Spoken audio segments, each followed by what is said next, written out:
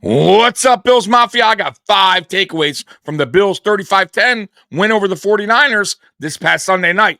But before we get to that, let's get to that intro. That means that we punched our ticket to go try to win a Super Bowl, and that's it. We got one game at a time, starting at 1 o'clock on Sunday. Love y'all, boys. Love you. Love you. I'll go to war with every single one of you, every game, all right? Here we go. 1, 2, 3, 1, 2, 3. Win.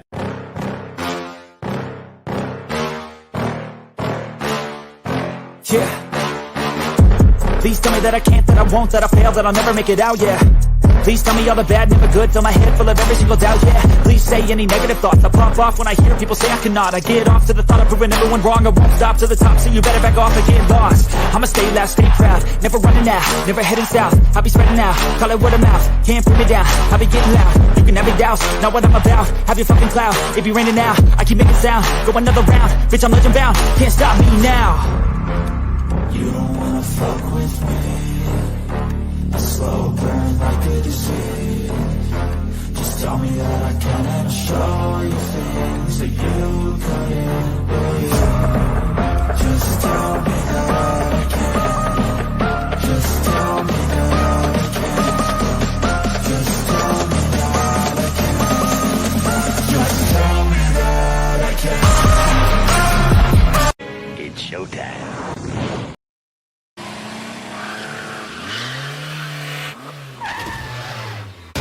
Lois, it's back! I heard, Peter. Welcome to the Mafia Sports Report. I am Tommy. Please like, subscribe, hit that notification bell because I always forget to tell you. And yes, guess who's back?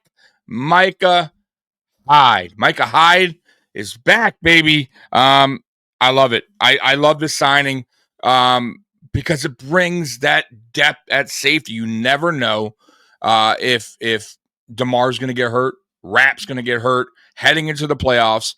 It's good to have Micah Hyde there. Abso-fucking-lutely. Love the signing. So he's on the practice squad right now. I'm assuming he'll be elevated shortly. But, man, awesome. That is great news if you are a Buffalo Bills fan. I mean, once again, I'll be honest with you guys. I didn't think it was going to happen. I was on the fence with it because I just didn't think Micah Hyde would risk it if, we really didn't need him. And right now, to be honest with you, we don't need him per se. Like we don't really need him at this moment. However, injuries happen, and we don't want to have what's happened in the past happen again, where we go into the playoffs, shorthanded, right? Where we're fishing on the, fishing for players that are actually fishing, right? AJ Klein. So it's good to get Micah Hyde back right now. This way he can, get in NFL shape, right? Because it's different being in shape and being football shape, right? Like getting his reps in, tackling, all that stuff, right? Just getting back on that NFL field is different than just being in shape. So it's good to get him back on this team, on the practice squad with 5 games remaining in the season.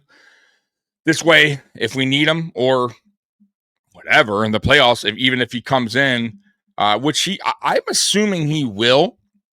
I'm assuming he will see the field, like as a rotation, probably like certain plays. They'll probably have him in there, but we'll see what happens. I have no idea. I have no idea what McDermott has up his sleeve, but this is still great news. This is wonderful news if you're a Buffalo Bills fan. So, guys, I got 5 takeaways.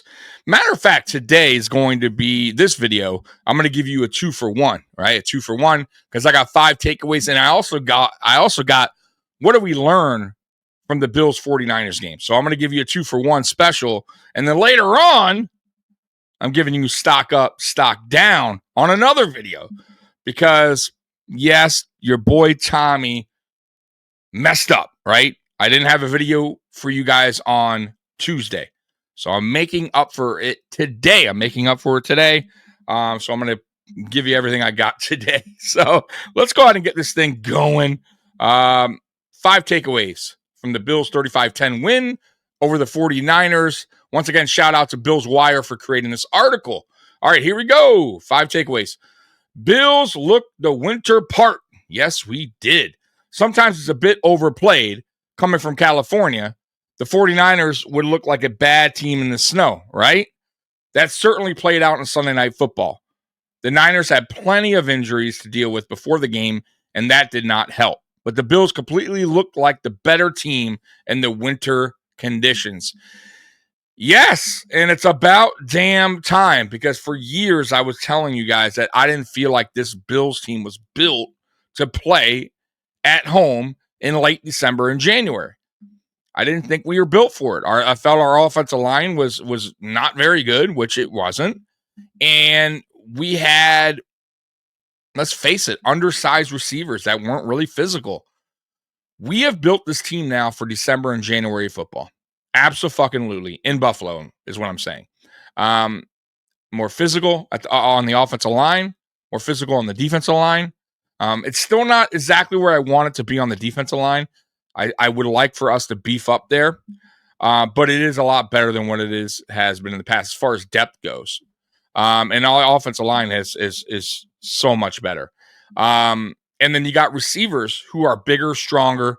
They could block downfield. We never really had that before. Our biggest receiver was Gabe Davis at 6'2", and he was physical, but not over physical. But he was our best wide receiver, blocking wide receiver. Now you got plenty of options out there, guys that are physical. So I love it. I love what we did to this roster. It is built for December and January football. And you saw it against the 49ers. You absolutely saw it against the 49ers. All right, next up, let's get this thing going. All right, cooking. Oh, I know what you guys are going to say. Tommy, you say James Cook isn't dynamic. Oh, man. Speaking of good play for the Bills, running back James Cook led the way. On only 14 carries, Cook had 107 rushing yards, and the top play was a 65-yard touchdown run. Everyone knew both teams would be pounding the rock plenty, considering the weather, and Buffalo was a team who managed to be successful at it. Yes, they were. And, listen, man, shout out to James Cook, man. James Cook had himself a game. What was that? A 60-yard run he had at one point in that game. You got to give credit where credit is due. Right? Like, listen, man, y'all know how I feel about James Cook. I told you guys I'm going to stick to my guns. I think he's a very good running back, but I do not think he's a dynamic running back. I do not think he's an elite running back, but I think he's a very good running back. And that draft pick, round 2, is working out for James Cook with the Buffalo Bills, clearly. So, yes, man, James Cook had himself a day, but so did Ray Davis. The Bills overall had themselves a day on the ground. I mean, if you want me to go through the stats, I will. So, as far as rushing goes, James Cook, 14 carries, 107 yards, and a touchdown. Ray Davis, 11 carries, 63 yards, and a touchdown. Ty Johnson, 5 carries, 28 yards. And Josh Allen, 3 carries, 18 yards. But you got to remember, James Cook had a 65-yard run on one of those 14 carries, right, for 107. Ray Davis had 11 carries, 63 yards, 13 was his longest. So I feel like I still will stick with what I, say about Ray Davis and James Cook. They need to be used more as a tandem, right? A two-headed monster type. And I feel like this game they did, right? They sprinkled in more Ray Davis than you've been seeing over the past 3 weeks or so. And they need to continue that. Ray Davis is a workhorse running back. He's a more physical running back in between the tackles. That's his style of running. James Cook's more finesse, he brings more speed out to the outside, and you saw that on that run. So they need to mix them in more. I'm not saying Ray Davis is the one. James Cook has earned that. He is the one. But they just need to sprinkle in more of Ray Davis moving forward, especially heading into the playoffs. If we're going to be in Buffalo and playing these kind of games, you need that type of running back out there. More physical running back. and it helps James Cook get his win back. All right, let's get to the next one. Dawson pops up. He did. He had himself a game, man. While the passing attack of the Buffalo Bills offense took a back seat, it was still a good sign that Buffalo can rely on Dawson Knox. Dalton Kincaid knee did not play, but in the tough conditions, Knox made the most of his chances. Knox caught both of his targets in the outing for 56 yards. That led the Bills in terms of receiving. Yeah, it was good to see Dawson Knox out there making some plays, right? Getting involved in the offense because really what he's being used for as of late is more of a blocking tight end, right? That's what he does when Kincaid's on the field. But Kincaid, as you guys know, his knee got banged up a few weeks back, and he's been missing some time. So Dawson Knox, the guy that we're paying a lot of money to, should step up, and he did step up. So that was good to see. 2 receptions, 56 yards, along with 39 on 2 targets. So 2 for 2, 56 yards. Yeah, he had a good game. Good game. Didn't see a lot of targets, but that's okay. This kind of game with bad weather game, we ran the ball a lot more in this game. But when we needed a big play downfield, Dawson Knox was the guy. So good stuff from Dawson there. All right, next up, let's get to it. Turnover defense. That we are, man. This year is, we are taking the ball away. The 49ers had their looks on offense. Turnovers ended their chances to make the game close. Fullback Kyle Juszczyk, receiver Deebo Samuel, and quarterback Brock Purdy all lost fumbles for San Francisco's offense.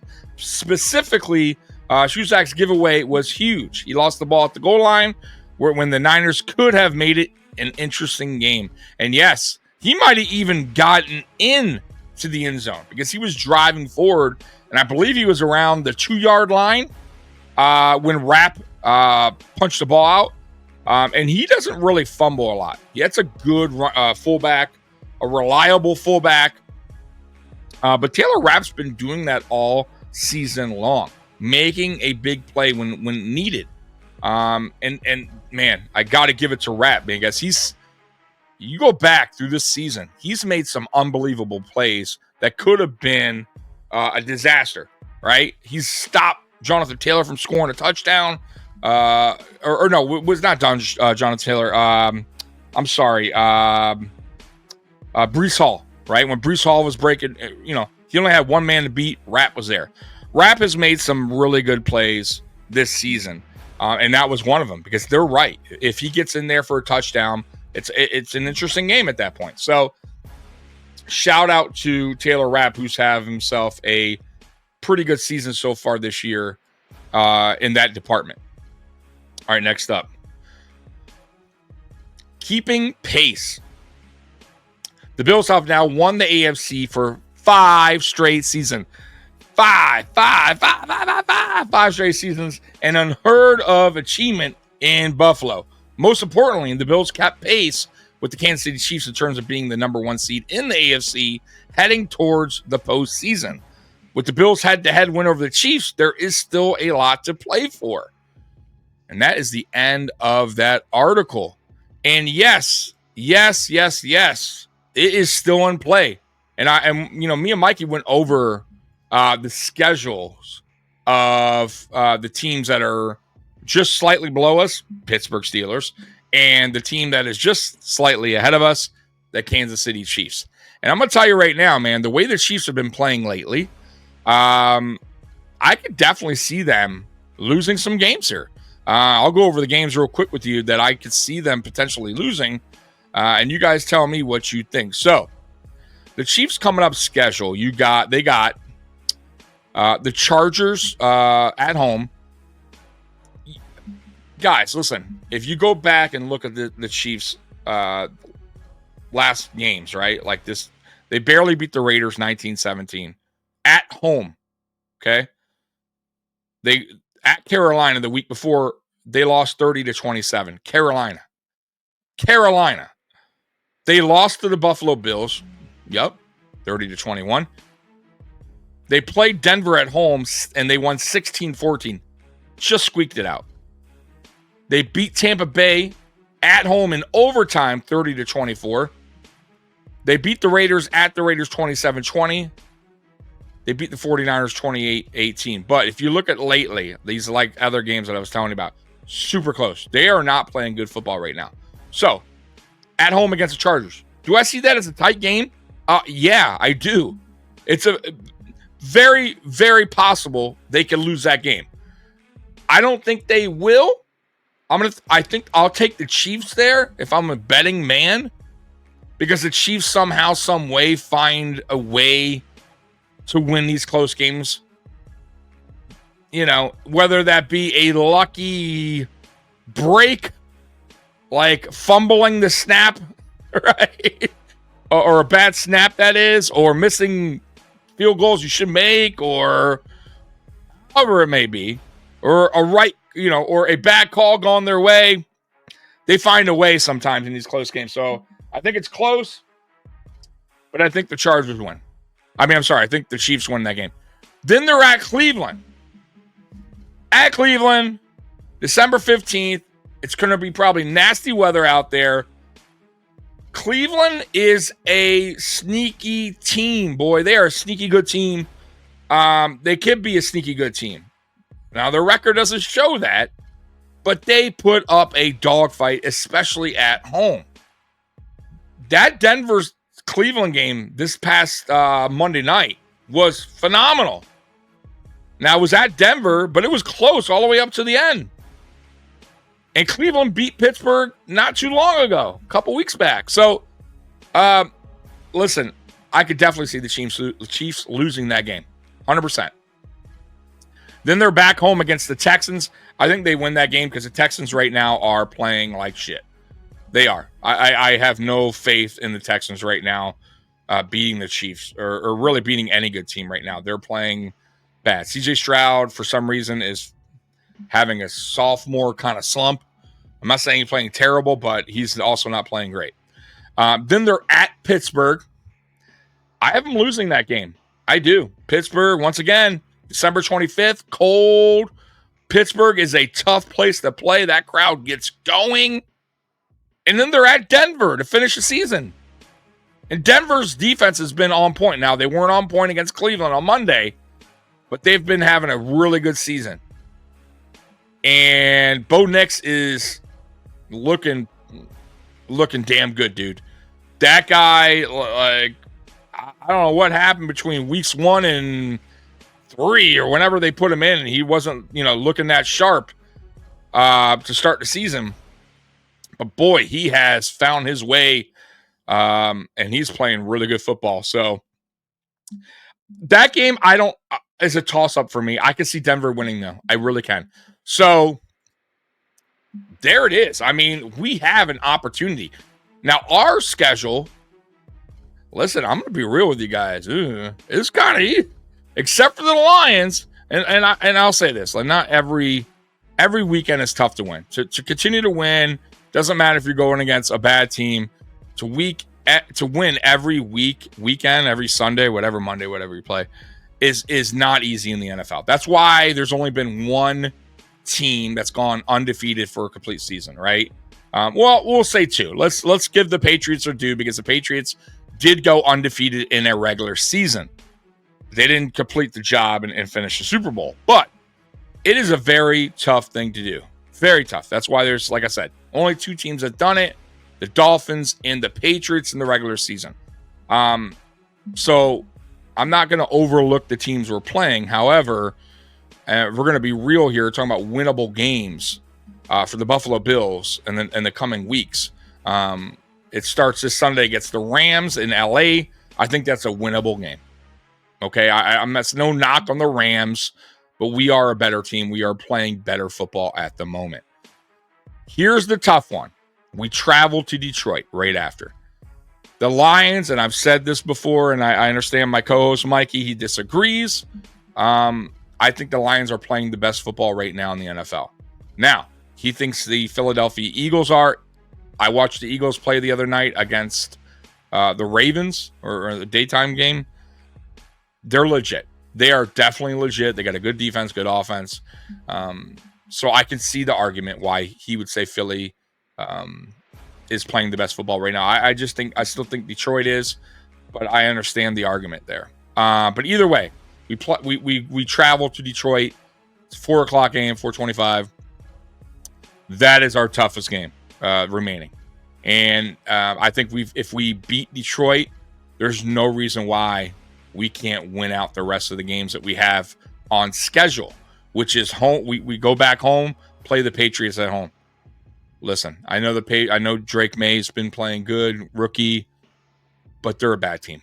There's no reason why you should be losing to the Patriots at home. Zero. Then you play the Jets at home right after. Once again, no reason why you lose to the Jets at home. Zero. They are bad. Bad. They may be worse than the damn Patriots. Okay? And by then, I'm almost thinking Aaron Rodgers isn't even the starting quarterback for the New Jersey Jets. And then we finish it off in New England. And once again, a game where the Buffalo Bills should win. So that's the remaining schedule, and that's why I think we definitely have an opportunity to go in as the number 1 seed in the AFC. And by the way, Pittsburgh, who's right behind us, has a tough schedule as well. If you guys want me to go through their schedule, I will real quick. This way you kind of got an understanding of what we're dealing with. So Pittsburgh, as far as their schedule, a remaining schedule, they face Cleveland this weekend. They're home against Cleveland. Once again, Cleveland, who already beat them 24-19, can upset the Pittsburgh Steelers again. Yes, they can. Will they? I don't think they do because they're in Pittsburgh. Pittsburgh has a good crowd. They'll have the crowd behind the momentum. I'll give it to Pittsburgh in this game. Here we go. Here's some tough games that are coming up. And I mean tough for the Pittsburgh Steelers. At Philadelphia, that's a loss, in my opinion. At Baltimore. Baltimore's not playing good football right now. But what Baltimore team do you get? Right?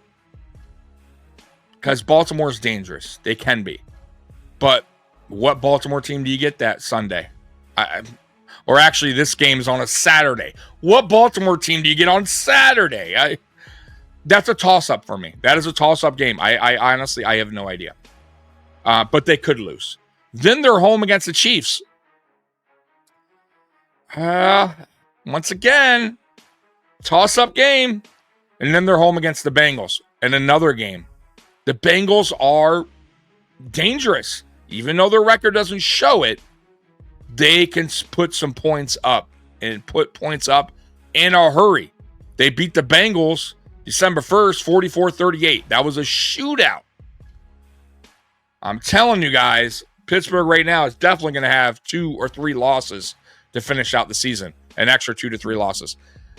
This is all in Buffalo's hands. This is all in the Bills' hands right now, guys. They control their destiny as far as AFC seeding goes. We're already in the playoffs. That part is behind us, right? Like, we've accomplished that.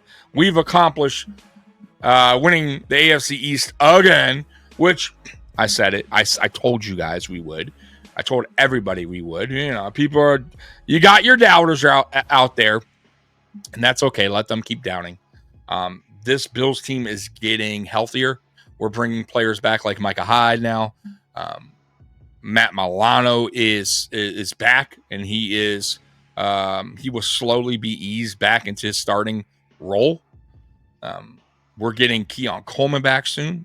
Dalton Kincaid. Spencer Brown, is getting healthier as far as the ankle goes. I'm telling you guys, if we can remain healthy going into the playoffs, watch the fuck out. Okay? All right, so let's get to the next one. The one that I said I was going to give you a bonus. I was going to give you a bonus here, so I'm going to go ahead and do that right now.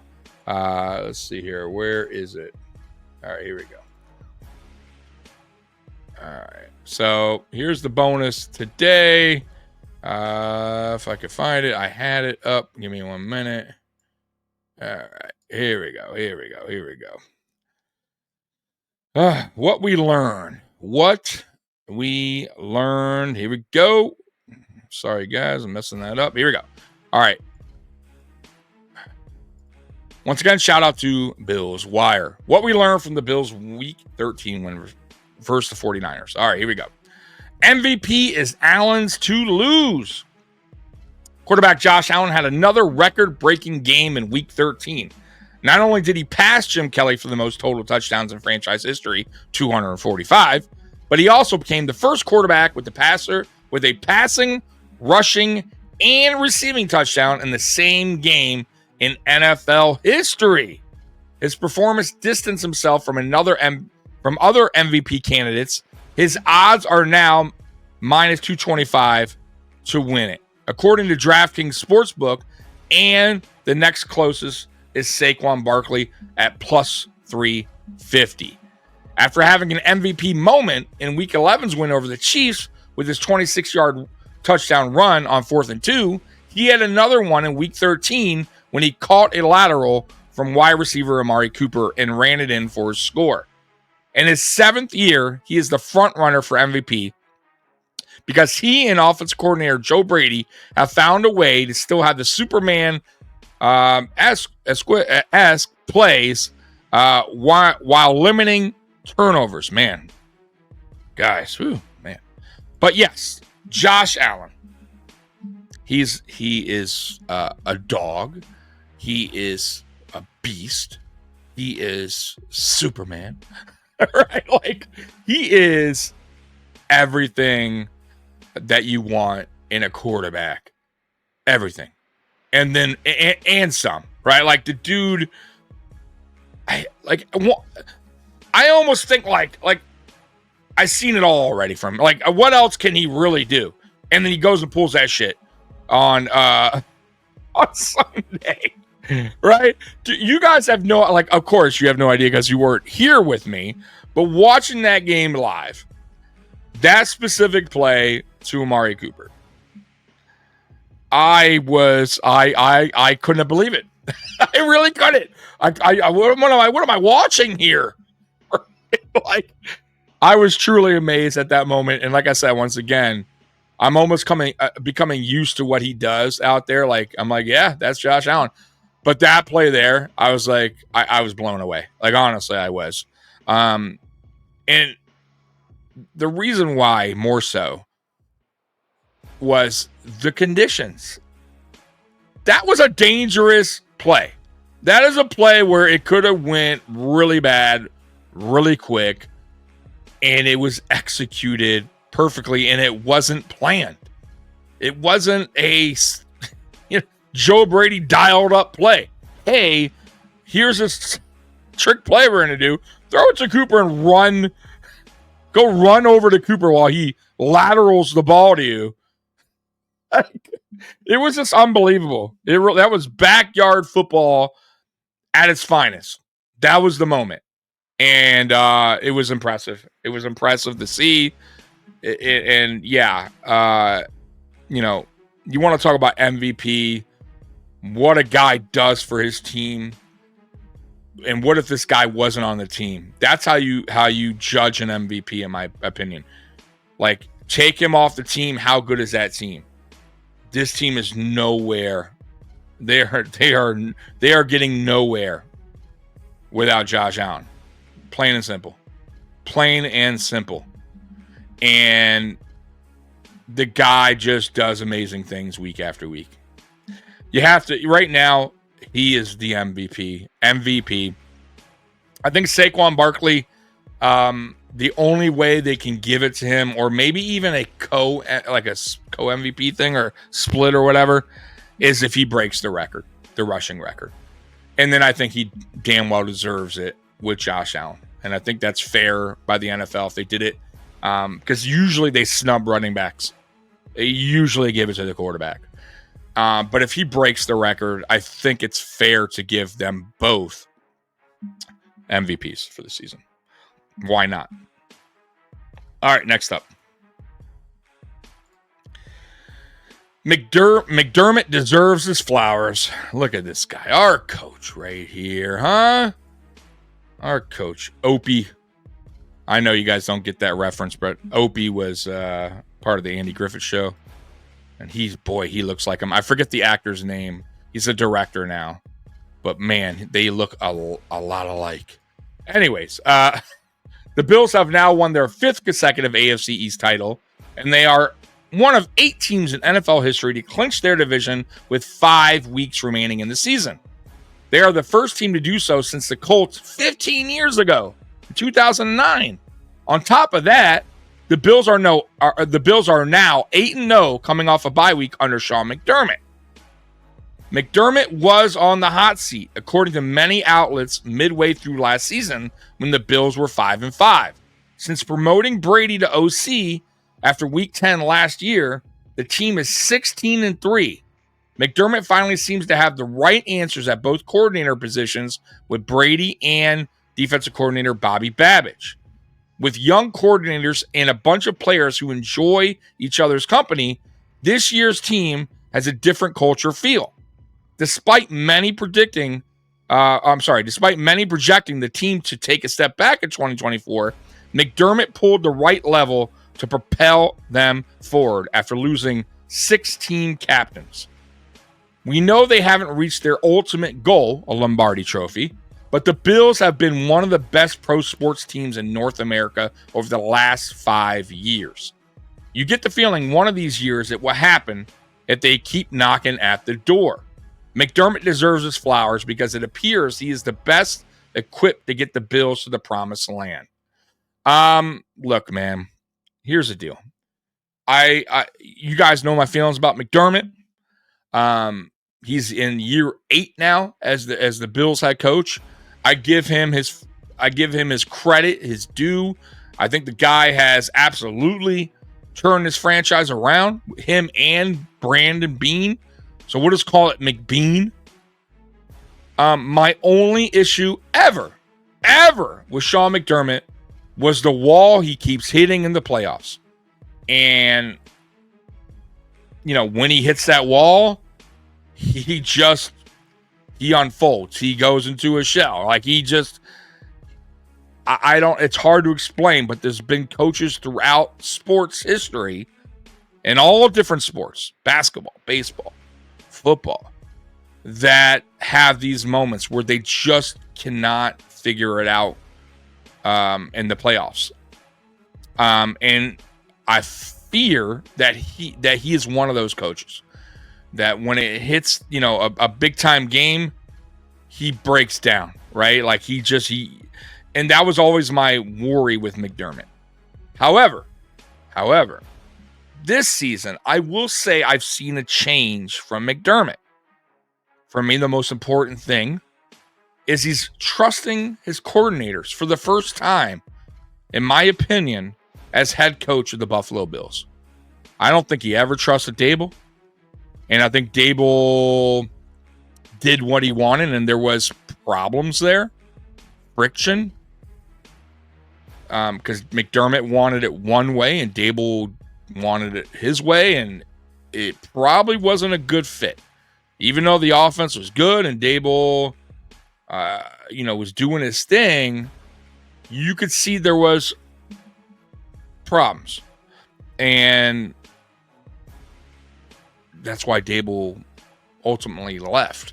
And that's why Dable and McDermott to this day, they're not on good friendly terms. Because they had issues. You also had Leslie Frazier, who he took over defensive play calling multiple times while Frazier was here and admitted so.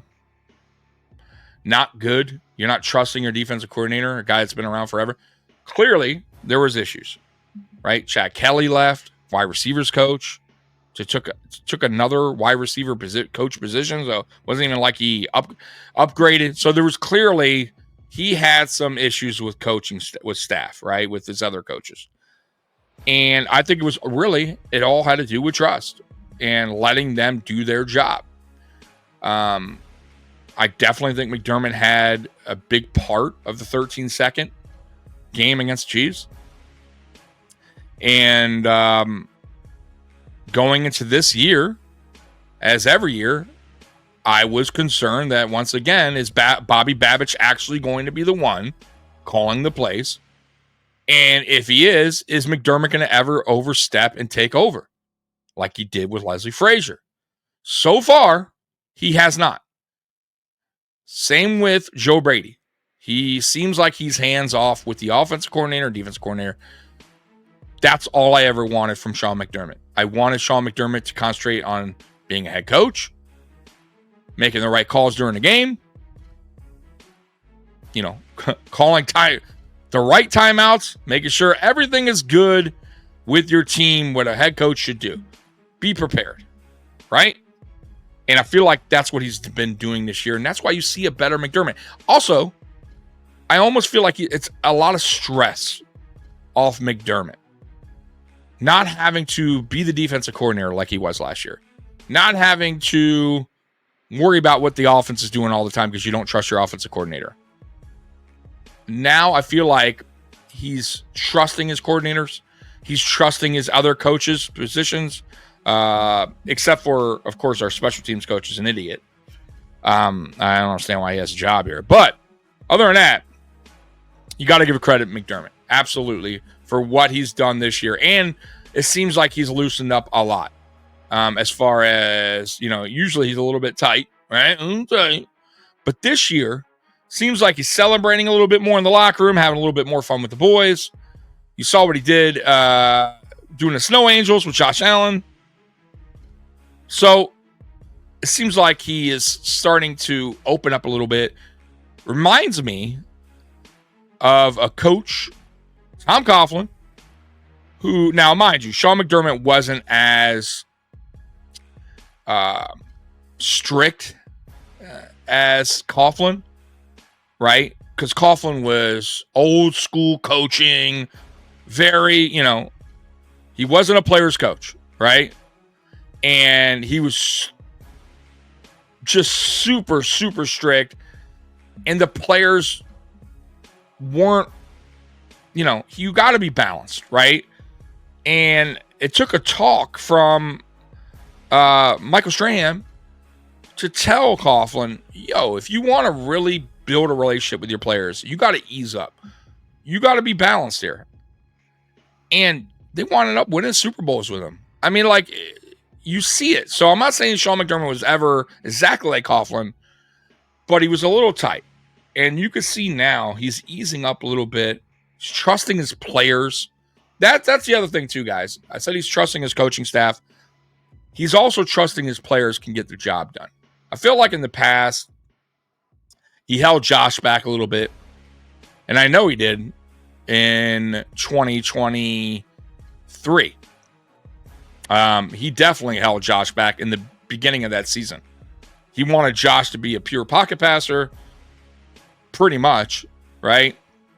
They took a lot of the running plays from him. They kind of handcuffed him a little bit. And that's not what Josh Allen is, right? Josh Allen doesn't need to be handcuffed. That's not his style of play. And it really affected him. You could tell.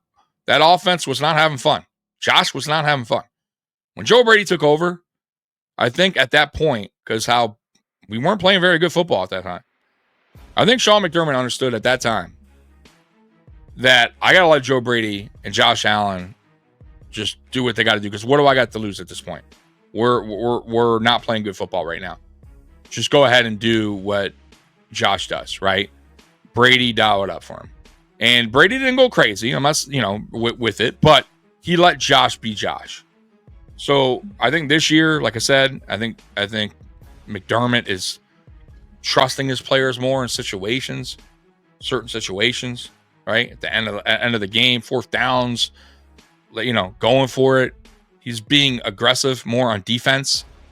So yes, you got to give your flowers to McDermott for actually starting to turn the page, right? And that's the change I wanted to see. I told you guys, I still worry about Sean McDermott in the playoffs. But if he wins the Super Bowl, and Mark my words, and I keep my bets. I keep my bets. I always do. If Sean McDermott wins a Super Bowl with the Buffalo Bills, not get there, win it. By the way, if he gets there, I'll still be like unbelievable, right? Because I don't know yet. But if he wins a Super Bowl, I'm getting a Buffalo Bills Super Bowl tattoo for sure. And I will have a Sean McDermott, I heart Sean McDermott tattoo. Probably on my arm where, I don't know. I'll pick somewhere where it's visible. And because I will eat crow at that point. And I will say, hey, I was wrong about Sean McDermott in the playoffs. He got the job done. Because what do I care at that point? I'm a long life Buffalo Bills fan. Why, who cares? Okay, I heart Sean McDermott. We want to fuck a Super Bowl. Okay, cool. I have no problem getting it done. So you guys remember this. Remember this day. I've been saying it over the past 3 weeks now. But I'm going to remind you again. I am going to do that. So, all right, let's get to the next one. Mac Hollins has immense value. Earlier this year, before the trade for Amari Cooper, Mac Hollins was thrust into a position that he hasn't been accustomed to. He's not a guy that warrants 6+ targets a game in the passing game. But as he shifted a spot or two down the depth chart, he became the perfect wide receiver for both the team and the city of Buffalo. Despite dressing as a bare-footed mad scientist prior to Sunday night's game, he looked like G-Shock. Big time. Rest in peace, G-Shock. Hollins meant all business. He once again affected the game in a plethora of ways, despite garnering only one target. His one target was a touchdown reception on a fade to the end zone, which displayed the amount of trust that Allen has in him. Not only that, but he delivered crucial block after crucial block in the run game. He sprang both Ray Davis and James Cook for touchdowns on runs behind him on the right edge. Combine those two scores with receiving touchdown, and Hollins was directly involved in all the Bills' first 21 points in Week 13. He continues to do all the little things the Bills need at a high level. Run blocking, timely catches, drawing penalties, getting others open in the passing game, etc. Brandon Beane may be thinking he wants Hollins as a member of the Bills beyond this 1-year deal. And I was definitely wrong when it comes to Mac Hollins. I thought Mac Hollins was going to be a special teams guy. I didn't think he was going to be used much in the offense. I like the guy. I think he's good for team morale. Like he's a good locker room dude. He's a character. But I thought he'd be here 1 year and just be a special teams guy. It's looking like he could be here another year or two.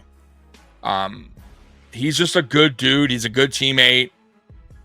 Josh likes him. Josh clearly trusts him. And he makes some plays when needed. So, and he plays special teams. So, and blocks and just does a lot of the little things for a player like him to be that you would want back on your team. So, listen, I'm all up for bringing Mac Hollins back, and it would be a cheap signing. Why not? Stay in Buffalo, Mac. You don't need to keep jumping around team to team. We'll gladly take you back. All right, next up. Built for the winter. In past years, the Bills' pass-heavy offense has given them problems in games affected by weather, most notably the playoffs loss to the Bengals at home in 2022. Remember when I talked to you guys about that earlier? With a more balanced approach on offense, they are built for winter football more than ever. If it ain't broke, don't fix it, is a term Joe Brady lives by. They keep spamming the same duo run plays on Sunday night, and it led to James Cook having a career night. He ran 14 times for 107 yards and a touchdown. Ray Davis also added 11 carries for 63 yards and a touchdown. The Bills had 220 total rushing yards on the game compared to just 152 through the air. Since 2020, the Bills are 14-2 in December And now they could be even more dangerous because they have the best offensive line and running game in the Josh Allen era. After playing in the Snow Globe in Week 13 in Orchard Park, the Bills' next 2 games will be played in domes, at the Rams, at the Lions. So yes, I'm sure the players like Josh Allen, even though he loves playing at home, trust me when I tell you, we're going to be a little bit pass heavy in the Rams and Lions game. You're going to see a total difference in yards. I'm not saying we're not going to run the ball, but this is where Josh Allen really shines, and most quarterbacks shine in a better environment weather-wise. But we are built for the snow now, and I told you guys that earlier. It starts up front with the offensive line. That's where it always begins. Offensive line does everything. They're important for every aspect of the offense.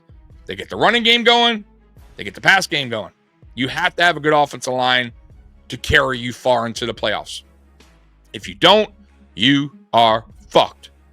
All right, next up. Taylor Rapp equals difference maker, and he does, man. Safety Taylor Rapp has enhanced his level of play this year, especially in recent weeks. He has become a valuable difference maker for the Bills, and he's been flying around making plays, much like Jordan Poyer did a few years back. On Sunday night, he made a couple of game-changing individual plays to help the Bills build a lead. First, he tripped up Christian McCaffrey to stop him on what surely is going to be a touchdown early in the game. I totally forgot about that play. Yes, there is another touchdown-saving play by Taylor Rapp. Then he had a crucial forced fumble near the goal line to prevent a touchdown and gave the Bills the ball back on the Niners' first possession of the second half. Last year, Rapp made the game-sealing interception in Week 18 to clinch the division, and this year he's forced a huge turnover to stop all Niners' momentum in the division-clinching game. On his forced fumble, Rapp said after the game, "We got that turnover coming out of halftime. I felt like that was a huge, huge shift in momentum," and it absolutely was. Absolutely, and that is the end of that article.